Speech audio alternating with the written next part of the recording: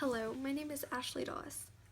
Today I will be speaking to you about the young adult drama Monster by Walter Dean Myers. Myers introduces Steve Harmon, a 16-year-old young black man surviving imprisonment. While awaiting his trial to declare his innocence of murder, Steve is simply the product of inner city poverty and circumstance, and in this story he will clearly describe the events leading up to the crime. Steve narrates the prison and courtroom disputes while trying to determine if what the prosecutor labeled him as a monster is his true self. This novel shows the climactic events about a teenager managing to prove to himself and to others that is not what they perceive him to be. The characters in this novel portray the drama in a special sequence through each event. For example, Kathy O'Brien, said in Harmon's screenplay and page 10 of the book, was considered a defense attorney with doubts. She simply plays a pretend part around Steve and deceives him in the midst. Sandra Preticelli, the prosecuting attorney, believes the absolute worst of Steve. She simply sees him as nothing, not even a human being, due to race and or assuming aspects of hatred.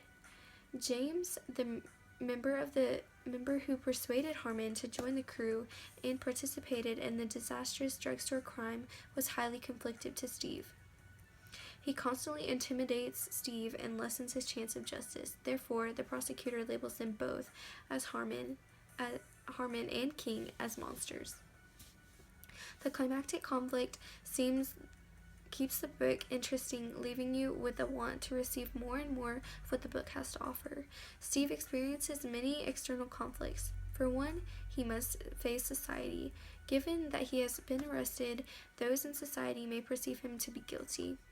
Or when Steve faces his testifying opponent, both King and Harmon are on trial for murder. King has repeatedly tried to intimidate Steve, and when seated next to each other, King gives Steve extremely harsh looks, creating conflict between the two. The conflictive aspects makes the novel more valuable as a whole. They hook the reader, allowing them to want more and more. Overall, this book was truly amazing. On a rated scale, I would definitely rate Monster a 4 out of 5.